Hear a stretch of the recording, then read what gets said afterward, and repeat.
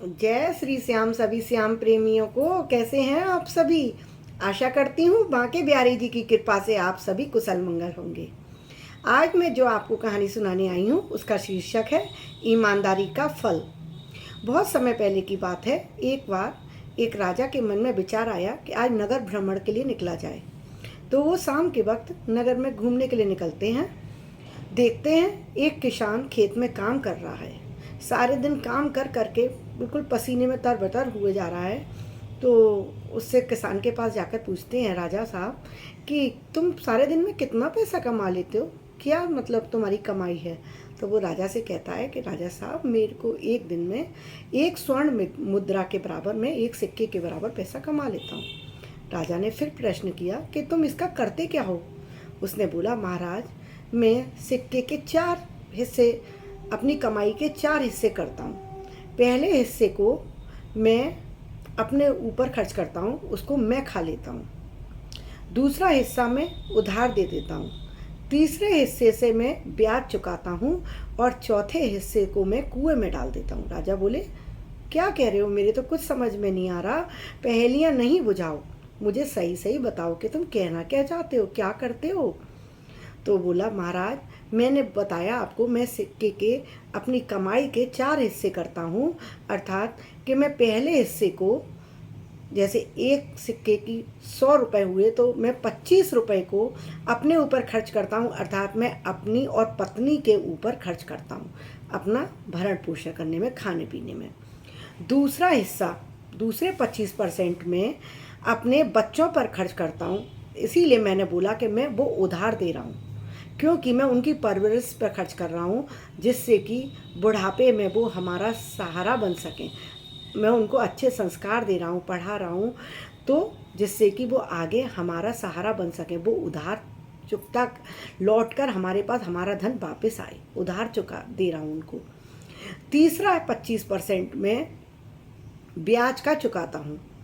उसका तात्पर्य है, महाराज, कि मैं, अब मेरे माता पिता ने मुझे पाल पोस कर बड़ा किया, पैसा भी खर्च किया, समय भी, शरीर, तन मन धन सब लगाया। तो मैं उनका मूल्य चुकाने के लिए, जो उन्होंने किया मेरे लिए, उसकी ब्याज चुकाता हूँ। तो वो 25% मैं अपने माता पिता पे खर्च करता हूँ। राजा ने कहा, तो फिर वो कुएं में एक हिस्सा डालने से क्या मतलब था तुम्हारा? तो बोला, महाराज, उससे मैं अपना परलोक सुधारता हूँ। मैं उस 25% पैसे को परोपकार के साधन में लगाता हूँ, जिससे मैं परलोक मेरा सुधरे, मेरी परमागति हो सके।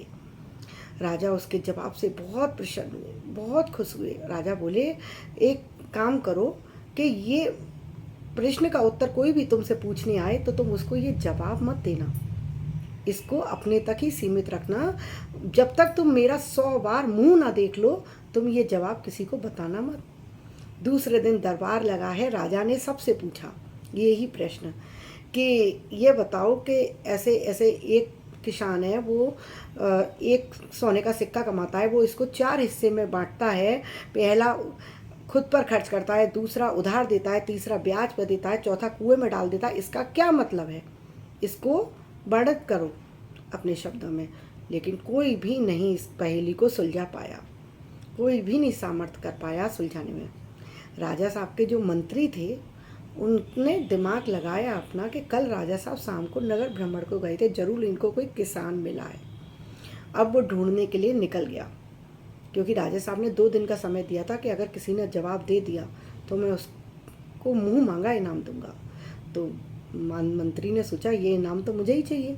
अब नगर में निकल गए हैं कि उस किसान को ढूंढने के लिए।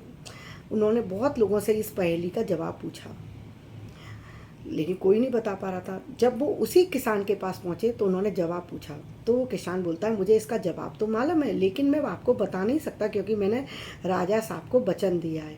मंत्री बोला, क्या वचन दिया है? कि मैं जब तक राजा साहब के 100 बार चेहरा ना देख लूँ, मैं ये जवाब किसी को नहीं बता सकता। उसने कहा, ऐसी बात है?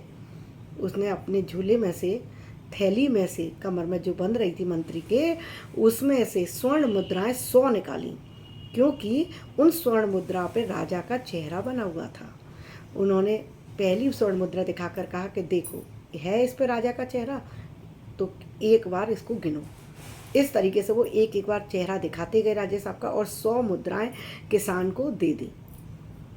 उसने भी फिर जब 100 बार चेहरा देख लिया, उसने उसका भी बचन की लाज रह गई किसान की, और उसने वो फिर जवाब बता दिया। दूसरे दिन जाकर मंत्री ने दरबार में राजा साहब को पहेली का उत्तर बता दिया। राजा साहब को तुरंत समझ आ गया कि ये किसान ने ही उत्तर दिया है। उनको थोड़ा गुस्सा भी आ रहा था कि मैंने उससे वचन लिया था, उसने कैसे बता दिया। उन्हें तुरंत अपने सैनिकों से कहा कि उस किसान को वहाँ पर है, उसको पकड़ के लेके आओ। अब किसान दरबार में आया। राजा साहब ने कहा, मैंने तुमसे मना किया था ना कि मेरा चेहरा 100 बार देखे बिना ये जवाब किसी को मत देना, तुमने क्यों बता दिया। तो बोले, राजा साहब मैंने वचन की लाज रखी है, मैंने आपका चेहरा देखे बिना 100 बार नहीं बताया जवाब। राजा बोले, कैसे, मैं तो तुमसे मिला ही नहीं।